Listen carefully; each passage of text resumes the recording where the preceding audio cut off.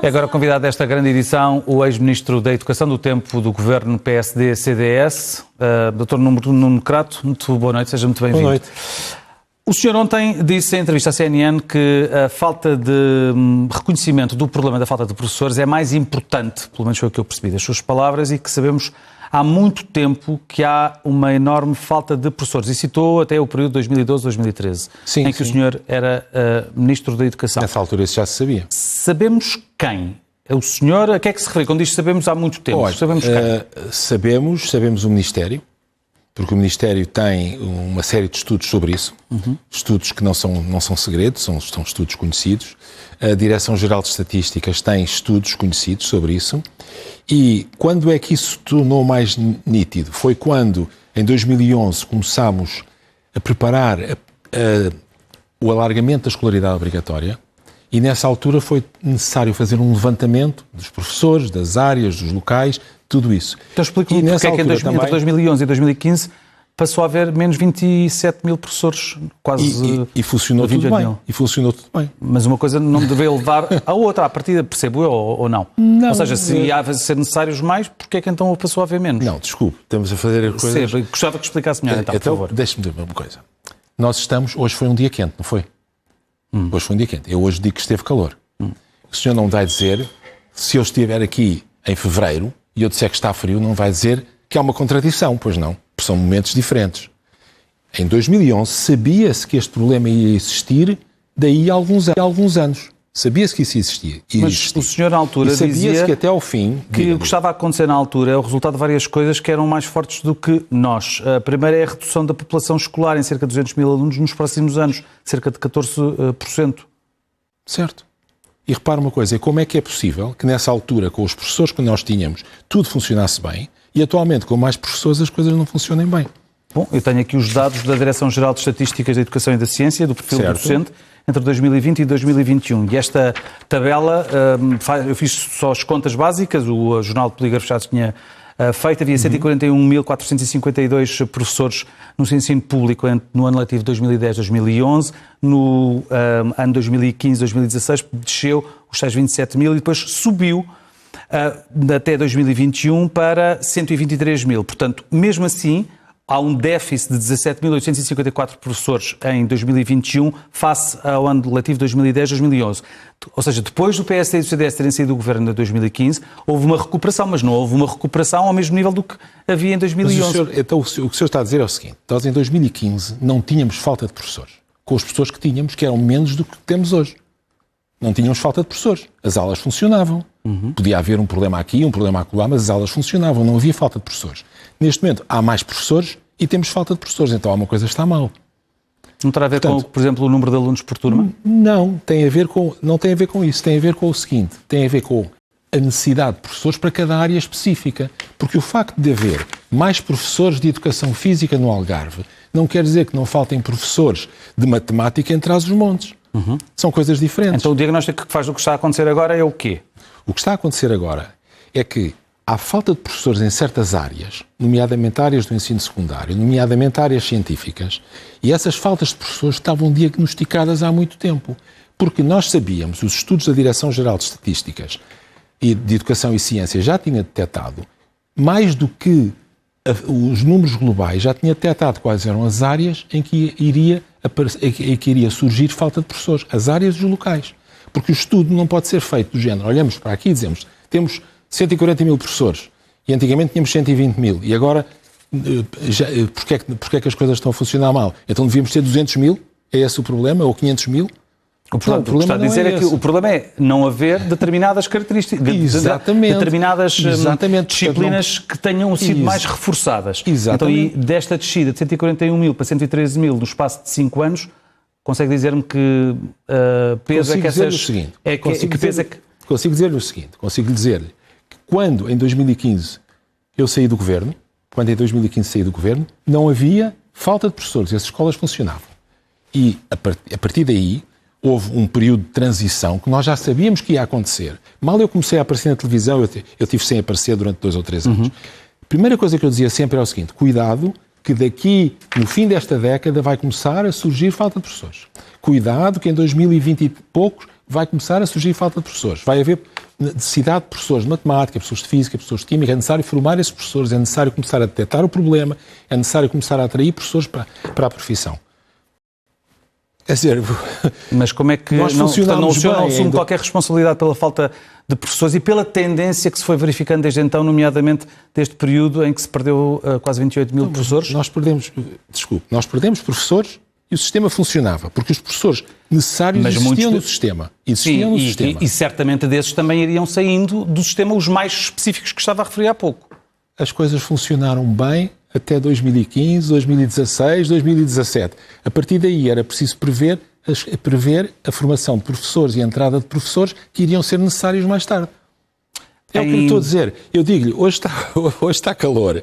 O senhor vem-me acusar em fevereiro. Pronto, eu não estou a acusar em fevereiro. Eu não estou a acusar rigorosamente ninguém. Mas há pouco falei da questão, eu falei há bocadinho da questão do número de alunos por turma. Eu estou a tentar explicar a minha posição sobre isto, que aliás é muito clara, que é, em fevereiro, eu posso dizer-lhe que está frio. Isso não contradiz o facto de eu dizer que em agosto está calor. Eu há pouco falava da questão do número de alunos por turma. O rácio de alunos por professor no ano letivo 2011-2012 era 10 alunos por professor. No ano letivo 2013-2014, em que o senhor já era ministro, subiu para 11,5 alunos por professor. Mesmo assim abaixo da média da OCDE. Mesmo assim abaixo da média europeia. E depois, em 2012, para 9,5%. Certo. Portanto, muito abaixo da média europeia. Portanto, como eu dizia há bocadinho, a solução imediata pode passar por aumentar o número de alunos por turma? No momento em que estamos, é possível que isso aconteça. Eu julgo que o Ministério não falou disso ainda. O Ministério é que tem os dados todos sobre aquilo que pode fazer. E as políticas que foram anunciadas são políticas de emergência para fazer face a esta emergência, porque as coisas não foram preparadas anteriormente como deveriam ter sido preparadas.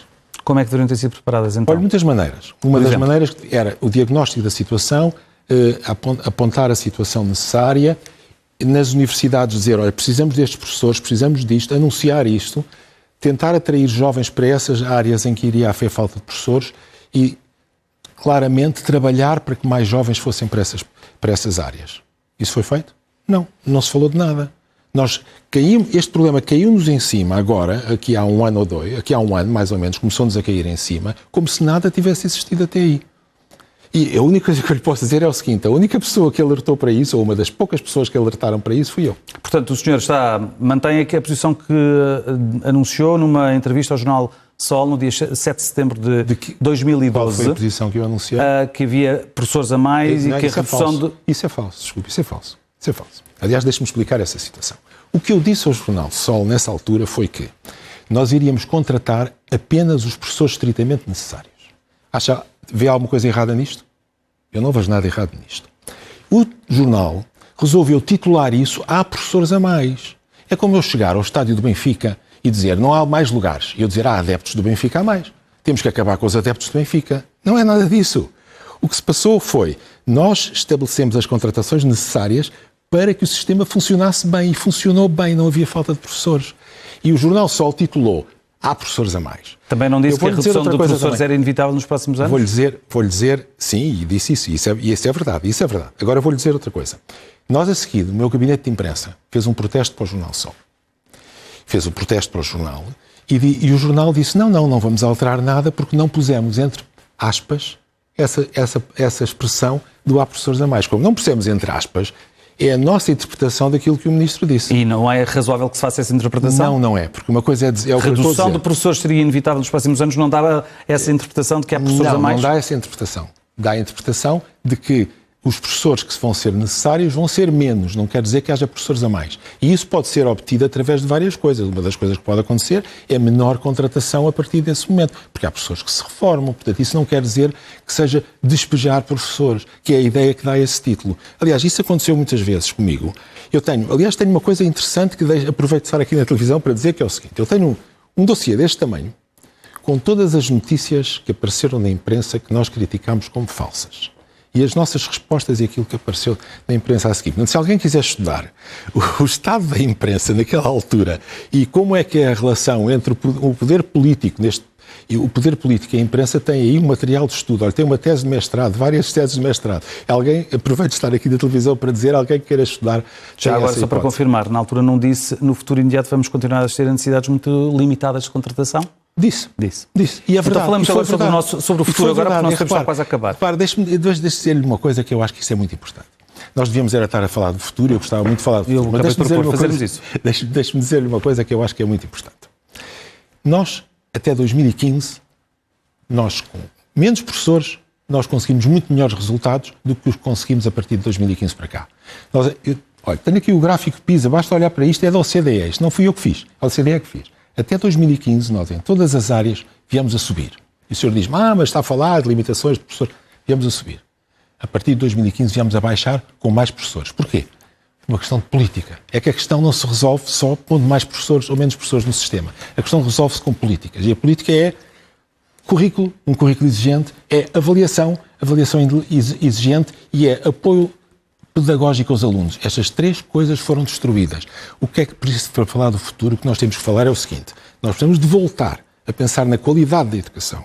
E a qualidade da educação é a qualidade do currículo, é a qualidade da avaliação que é feita e a atratividade da profissão, naturalmente. Claro, mas isto tudo é feito através da profissão. Agora, as políticas públicas contam.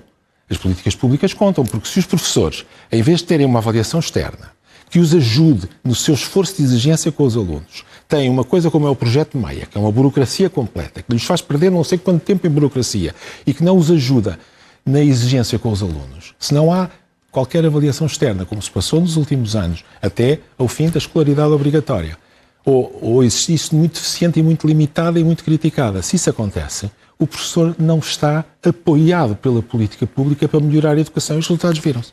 Estes três aspectos que eu lhe referi, currículo, espero que esteja a ser modificado e vêem-se alguns sinais nesse sentido por parte das medidas que o Governo acabou de anunciar. Também é importante, eu julgo que isso é muito positivo. Vamos terminar. Que é, no momento em que existem estes problemas imediatos, estar-se a pensar também como é que fazer para que a educação dos nossos jovens melhore. E estas três coisas são essenciais, eu espero que as três sejam feitas. Dr. Nuno Crato, muito obrigado. Muito obrigado. Notícias, muito boa noite. E são cada vez mais neste arranque da